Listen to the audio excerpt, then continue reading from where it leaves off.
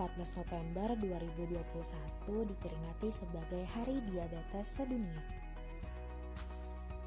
Sebelumnya teman-teman pada tahu nggak sih apa itu penyakit diabetes? Langsung aja ya, penyakit diabetes atau sering kita sebut dengan diabetes mellitus merupakan penyakit menahun yang ditandai dengan kadar glukosa darah atau kadar gula darah melebihi normal, yaitu kadar gula darah sewaktu sama atau lebih dari 200 mg per desiliter dan kadar gula darah puasa di atas sama dengan 126 mg per desiliter. Diabetes biasanya disebabkan oleh kekurangan hormon insulin yang dihasilkan pankreas untuk menurunkan gula darah.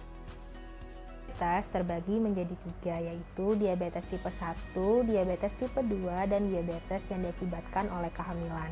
Diabetes tipe 1 terjadi karena sel pankreas rusak sehingga tidak dapat memproduksi insulin, sehingga penderitanya biasanya menerima suplai insulin secara rutin dari luar tubuh. Diabetes tipe 2 di mana sel pankreas masih dapat memproduksi insulin namun kualitasnya tidak begitu baik sehingga tidak berfungsi secara maksimal dalam mengelola gula di dalam tubuh. Biasanya penderitanya mengkonsumsi obat-obatan untuk memperbaiki fungsi insulin tersebut. Dan yang ketiga adalah diabetes akibat kehamilan yang dikarenakan pertumbuhan hormon pada ibu hamil yang mengakibatkan resistensi. Faktor penyebab seseorang mengidap diabetes diantaranya faktor keturunan atau genetik, stres, obesitas, terlalu banyak mengkonsumsi karbohidrat atau gula, dia kurang tidur, malas beraktivitas fisik seperti berolahraga, mengkonsumsi pil kontrasepsi, dia kecanduan rokok, minum alkohol, dan minuman yang bersoda, dan diakibatkan oleh suatu penyakit tertentu yang mengganggu produksi insulin di dalam tubuh. Tanda dan gejala diabetes mellitus yaitu 1. Poliuria yaitu air kencing keluar banyak, dan polidipsia yaitu rasa haus yang berlebih. Yang kedua ada anoreksia dan polifagia yaitu rasa lapar yang berlebih. Yang ketiga ada keletihan yaitu rasa cepat lelah dan lemah. Yang keempat ada kulit kering yaitu lesi kulit atau luka yang lambat sembuhnya dan rasa gatal pada kulit. Yang kelima sakit kepala, mengantuk, dan ada gangguan pada aktivitas yang disebabkan oleh kadar glukosa intrasel yang rendah. Yang keenam ada kram otot atau iritabilitas serta emosi yang labil akibat ketidakseimbangan elektrolit. Yang ketujuh ada gangguan penglihatan seperti pemandangan kabur. Yang kedelapan ada sensasi kesemutan atau kebas di tangan dan kaki yang disebabkan oleh kerusakan jaringan saraf. Yang kesembilan ada gangguan rasa nyaman dan nyeri pada perut yang disebabkan karena neuropati otonom yang menimbulkan konstipasi. Yang ke-10 ada mual, diare, dan konstipasi. Gaya hidup sehat untuk penderita diabetes. Yang pertama yaitu konsumsi makanan yang tepat. Hindari makanan dan minuman yang mengandung gula yang tinggi.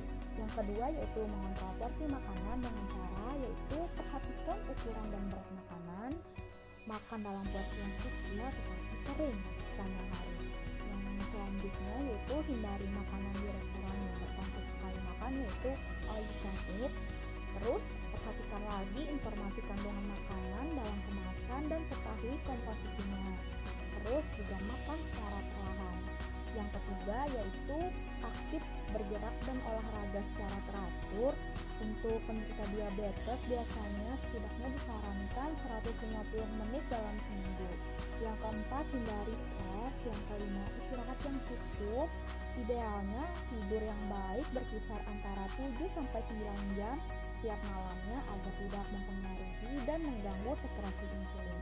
Yang keenam yaitu rutin cek dan kontrol gula darah. Yang ketujuh hindari merokok dan minum alkohol.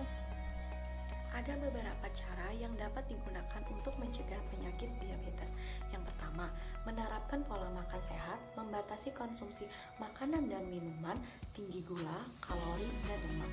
Misalnya makanan olahan, kue, es krim, dan makanan cepat saji. Yang kedua, menjalani olahraga secara rutin. Sempatkan waktu Anda minimal 30 menit dalam sehari untuk berolahraga. Yang ketiga, menjaga menjaga berat badan ideal agar tidak mengalami obesitas yang menjadi salah satu faktor dapat meningkatkan resiko seseorang terkena penyakit diabetes. Yang keempat, mengelola stres dengan baik. Dan yang kelima, melakukan pengecekan gula darah secara rutin. Tes gula darah penting dilakukan untuk memonitoring kadar gula dan mendeteksi dini penyakit diabetes. Tumbuhan yang biasa digunakan masyarakat untuk mengatasi diabetes yaitu diantaranya daun kelor, di mana cara pembuatannya yaitu 300 mg daun kelor direbus dalam 3 gelas air atau 450 ml, ditunggu hingga menjadi 1 gelas saja atau 150 ml, ditunggu sampai hangat dan dikonsumsi 1 kali sehari setiap harinya. Dan yang kedua adalah mengkonsumsi bawang putih 1-4 siung setiap harinya.